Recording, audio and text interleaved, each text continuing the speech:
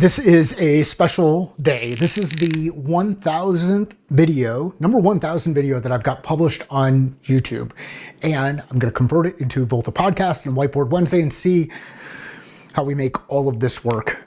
What could go wrong? Number one, I'm going to talk about tools. What are the tools that I use today? How has my system evolved to at this point to support the quality of video that I have, and also this energy transfer that I can create by moving forward and moving backward. Number one, I have a stand-up desk. That stand-up desk is pushed a good arm's length away from the whiteboard, which gives me space to move back and forth. I use DJI microphones, wireless lab mics, and the way that I hide the magnet is I put a little bit of KT tape. If you've ever used the tape to help with sports injuries or stability in ligament, stability in joints, that's the kind of tape that I use on this lav mic magnet to make it hide behind my black t-shirt. Black t-shirt comes from Costco. I buy these in packs of 6, and I've got a couple of packs of them always sitting in the closet. This helps me when I travel. So when I travel, sometimes I run out of room in my suitcase coming back or my backpack coming back, so I just leave the shirts behind. Costco black t-shirts. I have newer lights set up. I've got 3 large lights that I can use in any different configuration, depending on if I have to do some green screen stuff or if I just do whiteboard stuff. In this instance, I've got 2 that are set up for the whiteboard. And when I back up, the reason why the entire whiteboard is not in the frame is because all of a sudden it looks like Tatooine with the 2 different suns that are sitting above me. That's how it looks like. We can light this place up like I'm living on the sun. So I keep the whiteboard in frame. I went to a 7-foot by 4-foot whiteboard primarily because I didn't like the paint showing up inside the whiteboard. If you look at any of the older videos, you'll see some of that. The camera that I use is a Sony A6600. I am probably going to update that camera as a next piece of tech, primarily because my cam link overheats at time if I'm running the camera too long. So I've got to work on a couple of different things there. There's some different pieces that I'll add to it. But when we get into the tech stack for me to be able to do whiteboard videos or any videos like this are number 1, a whiteboard. Number 2, black expo markers and a couple of other colors. Number 3, lighting. Number 4, camera. Number 5, DJI mic, cam link going into the system. If you look at any of the older videos, and depending on editing, I'm going to show a video up over here. Let me move over. This is what it used to look like. That was about 7 years ago. I've been doing this for a while. So there are 1,000 videos now that are published on YouTube. I don't know if I'm going to go in and start deleting and pruning and curating that stuff a little bit better. Today, it's all, they're videos that are in a playlist format. So if you've got a question around leadership, ask, and I can point you to the video. If you have a question around culture, my view on culture is how we do what we do, ask. I can point you to a video or a playlist. If you have a question around revenue, go to market, sales, success, working with customers, initial outreach, that kind of work, ask, I can point you to a video. If the question is around execution, ask, I can point you to a video or a playlist. And there's a couple of playlists that are out there. The most popular ones that we have right now are the simplifying playlist, which are connected directly to Learn, Think, Act, which is one of our trademarks. The Learn, Think, Act videos are about learning something new, thinking about it a little bit differently, and then taking action. And those videos typically are no more than 5 minutes. Every once in a while, if it's a complex topic, I'll go a little bit deeper, and sometimes they'll go as much as 10, but there's only a handful that are just like that. The other video playlist is the Whiteboard Wednesday videos. Now, sometimes those come out on Thursdays and Fridays and whatnot, but Whiteboard Wednesday has a little bit of a theme today, or a theme to it, so that's why I've got those videos. So that's just structure on how things have gone. One of the cool things that I'm noticing right now in YouTube, and I'm going to show a little bit of this data here. Actually, I'll publish the data, put the data in over here. One of the things that we're seeing is there's this gap between the x-axis and the data point. So we're actually seeing things trend up. I'm hoping that at some point in time, we're going to hit that hockey stick and see that exponential growth. It has taken years to get here. 1,000 videos. That doesn't happen overnight. Even if you do 3 videos a day, it will take you almost a year to create that much content. Some of the content is longer form content. Some of it is shorter form content. We're doing a little bit more with shorts recently because YouTube has been promoting the shorts. And it's a good way to get information. It helps me keep things clear and concise. From an editing perspective, the thing that's made the biggest change and helped me improve at video, and you're seeing it from a non-edited portion in this one, I will go into Camtasia and Audiate and Descript and use them for different things. All of the video editing happens in Camtasia, and it's heavily driven by Audiate, which is a text-based editor by TechSmith. Because people are more comfortable with cuts, quick cuts and things, now I can record something, not like the way that first sentence came out, just record it again, and then maybe again, and then sometimes again, and then go and cut out the ones that I don't like. And I'm taking advantage of that. The thing I wish I wouldn't have done at the beginning is edit as much in the podcast. And I've talked out loud about that. Talked with Jody about it. Jody Mayberry is the person who helped Mike and I get the podcast up and off the ground. So the Find My Catalyst podcast now has over 440 episodes out there. You can see them on YouTube. You can also see them through Apple Podcasts and Google Play and all the other sources. Any place that you listen to podcasts, including Spotify. Those early episodes were really scripted. The questions were scripted. There was a lot of editing. I struggle, especially this time of year, with breathing. And it's not that I struggle with breathing, it's that I struggle with keeping my breath toned down so it doesn't show up on the microphone. And then I hold my breath a little bit longer, which makes it even stronger of a breath challenge. These are things that you start to learn over time. And there's different ways to kind of edit out some of the breath. What I'm trying to do is speak more naturally and be careful about the breath piece. But the reason why the breathing becomes a bigger issue this time of year is because of allergy season. So I'm hopeful that in Arizona it gets over 100 degrees and stays there for a long period of time and burns off all of that stuff. So we use Camtasia for video editing along with Audiate, the text-based editor that's part of TechSmith's work, and Descript. The reason I'm using Descript is Descript does some amazing things with audio as far as from a studio sound perspective that Camtasia and Audiate just don't do right now. So we use a couple of different tools. Remember, tools are used to create leverage. The only way that you can create leverage with the tool is if you have a skill. So you have to have the skill first, then the tool. Don't go get the tool and then build the skill around the tool. It doesn't work that way. And what might end up happening is you end up spending a lot of time getting multiple tools. And for someone like me who's got a collection of putters, it's not the putter, it's the person doing the putting. So we build the skills and then we create leverage with the tool. In order to build the skill, we start with mindset. And you've seen me talk about this.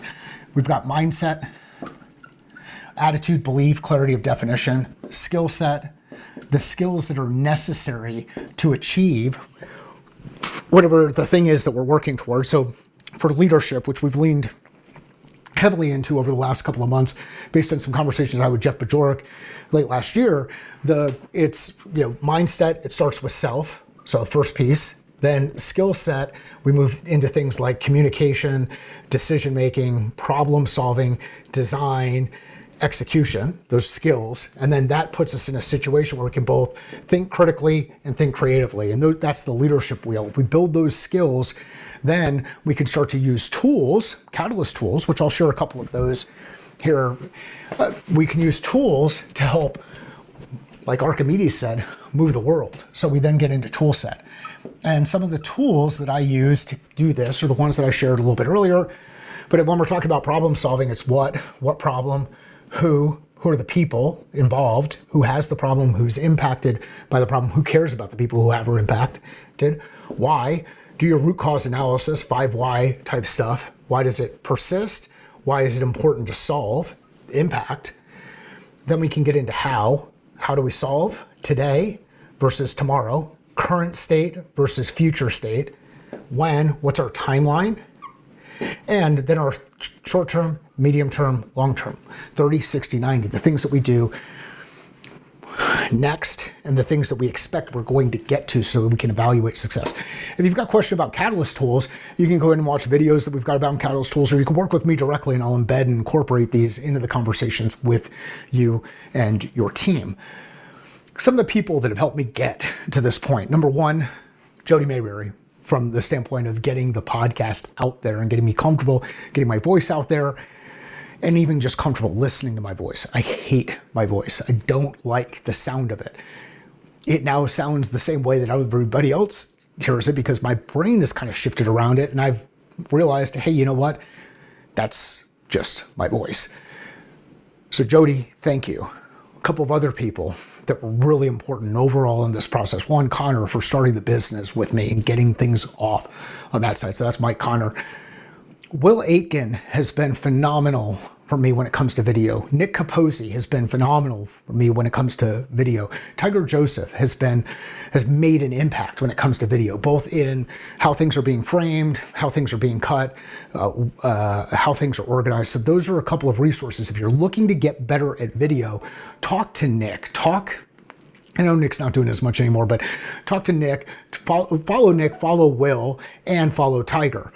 Ollie has been phenomenal in some of the things that he had recommended to me as far as just making some changes relative to the YouTube thumbnails. We're still working on that, trying to figure out what that is.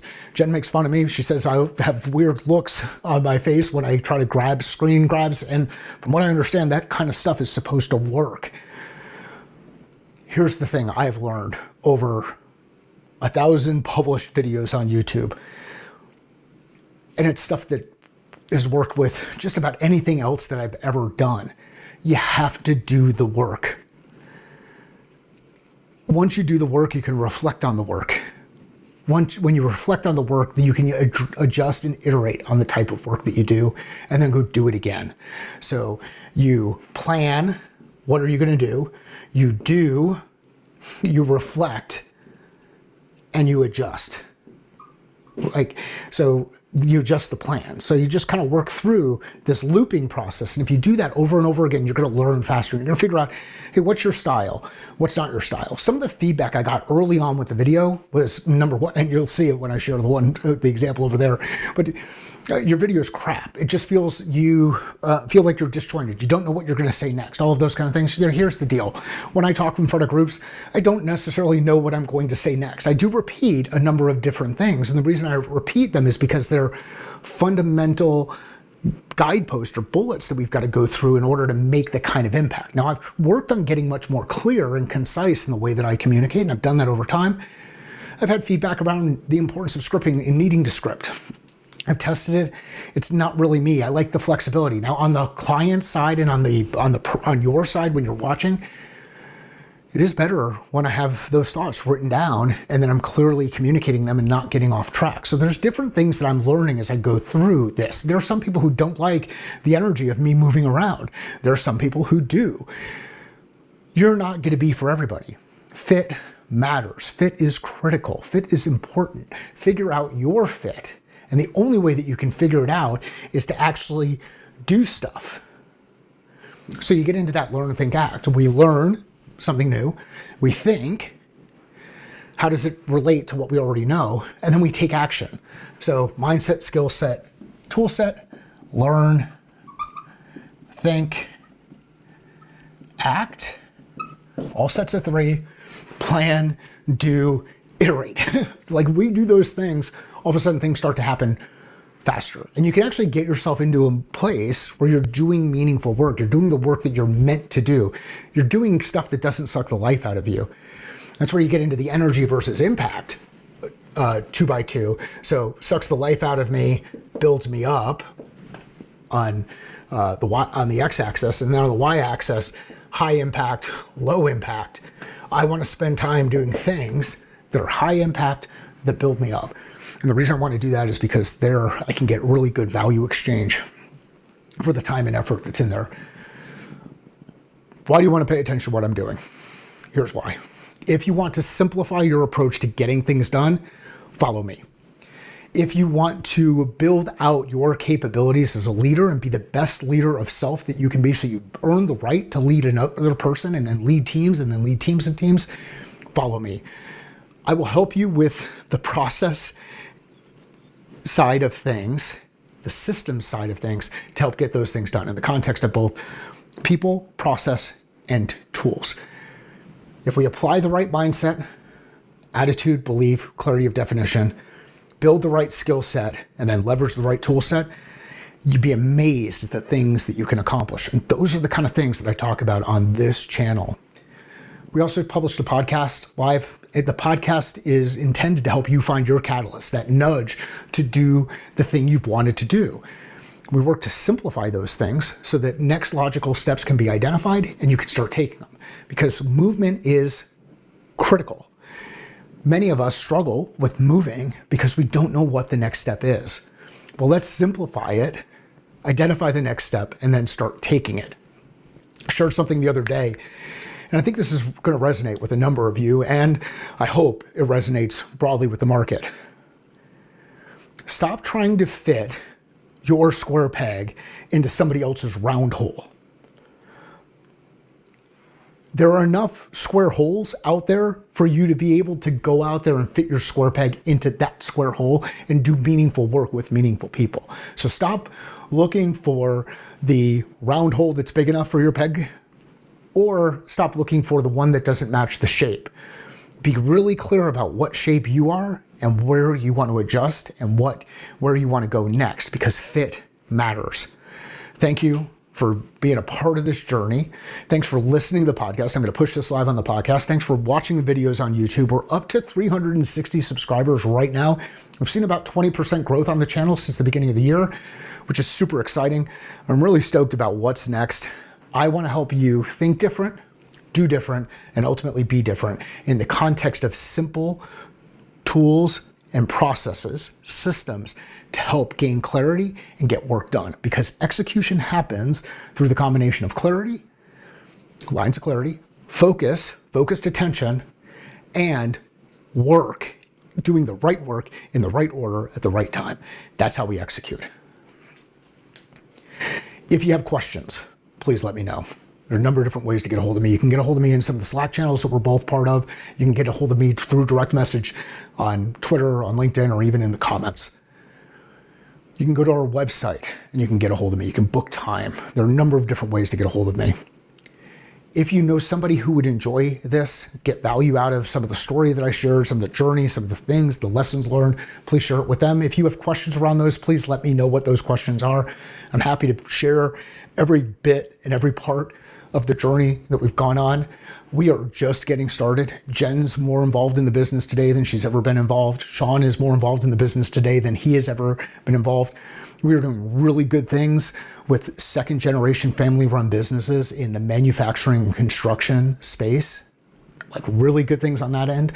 We're doing really good things in helping people communicate more clearly, get information out of their head and onto paper or onto a whiteboard.